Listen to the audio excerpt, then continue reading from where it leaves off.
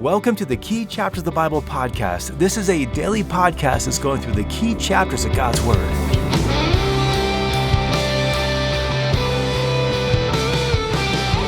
Well, hey everyone, welcome to our study in the key chapters of God's Word. Hope you're having a great day today. Today, we're going to be looking at 1 Kings chapter 17. We're going to be introduced to a key prophet for the Jewish people named Elijah. Now, Elijah's name means the Lord is God, and that's going to be his message, and we're just going to see how that unpacks over the next several days. As we go into our passage here, we began yesterday just unpacking how the kingdom had divided after Solomon's death into the northern kingdom consisting of 10 tribes and the southern kingdom consisting of 2 tribes. Solomon's son Rehoboam ruled the southern kingdom, Jeroboam ruled the northern kingdom. Unfortunately, neither was a good king, and Jeroboam started the north on a trajectory towards increasing rebellion to the Lord. And that rebellion to the Lord just continues growing throughout the kings of the north. And then we come to chapter 17, where we see the reign of King Ahab. King Ahab was a particularly evil king. And if you were to look back just at chapter 16, you would see in the last few verses there, it just talks about how he's done more evil than all the other kings before him. And in verse 31, he even marries Jezebel, the daughter of Baal, the king of the Sidonians, and they're in this region of Sidon, which is just the epicenter of Baal worship. So Ahab is in full-blown rebellion against the Lord, and he's given himself over to Baal worship. Now Baal, B-A-A-L, was just another god who promised power and prosperity. He was technically the god of nature and fertility and rain, and since basically nature and fertility and rain dictate prosperity, if you want to be rich in their world, you got to go to Baal. And so Ahab was a Baal worshiper. He marries the daughter of this Baal priest named Jezebel, and she tries to make Baalism the national religion of the land. She even executes a whole bunch of prophets of the Lord. And this whole situation wasn't good for the people of God because this is all so tempting. They look and say, man, our prophets are getting killed. Baal seems to be giving prosperity. Maybe we should follow him. Well, now we come to chapter 17. We're introduced to this prophet named Elijah. Now we see the intestinal fortitude of Elijah right here in verse 1, because he says to Ahab, and this is the king of Israel, he says to him, as the Lord, the God of Israel lives. And remember, his name means the Lord lives. As the Lord, the God of Israel lives, before whom I stand, surely there shall be neither dew nor rain these years, except by my word. Now, they're in this agrarian economy. They require rain. This is a declaration that basically the Lord's going to shut down Israel's economy to show his power. And so here the Lord's prophet Elijah goes to Ahab, the king, basically for Baal worship, and says, you know what? The Lord is going to shut down Israel until you recognize who he is. And to make his point super clear, he picks on or addresses the very thing that Baal claimed to have most control over. He's going to shut that down to show God's power over everything, including rain. Well, you can imagine this doesn't go over real well, and so the Lord tells him, you know what, it's probably time to head out, and he heads out to the brook of Cherith, which is even beyond the Jordan River.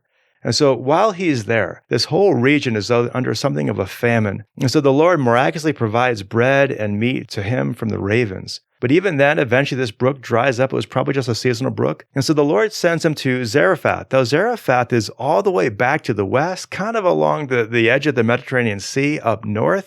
And that, remember, going back to 1 Kings 16:31, that is the epicenter of Baal worship. That's where Jezebel is from. She's the one who murders the Lord's prophets. And Elijah is going right there into that hotbed of hostility.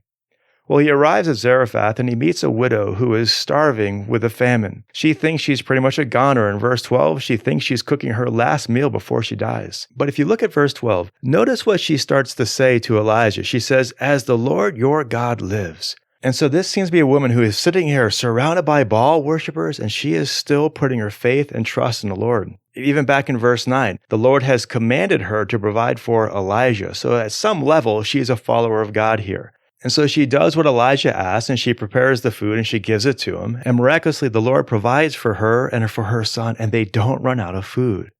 Now, you would think that all would be well here. But then, in verse 17, the widow's son dies. Just to show us that even when God is working, we still have to deal with the reality of life as well.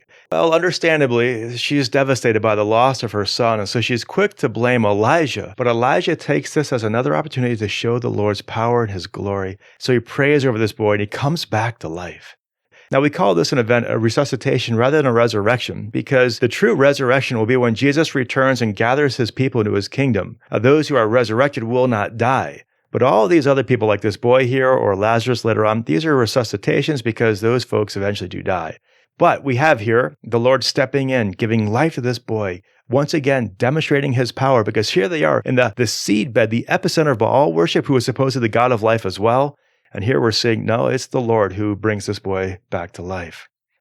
And so that's the basic gist of what's happened in this passage here. And there's a few reasons why we need to know about this chapter. The first is that this just introduces us to Elijah. Elijah is a key person over the next several chapters.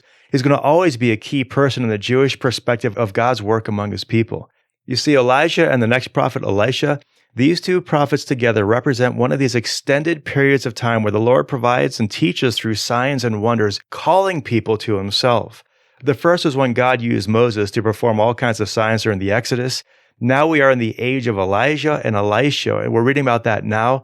Then we're going to see miraculous signs during the early church as God's calling people to him there. And the final era has yet to come, and that will be at the end times in the book of Revelation. These are all eras in the working of God amongst people where he uses signs and wonders to show his reality and call people to himself.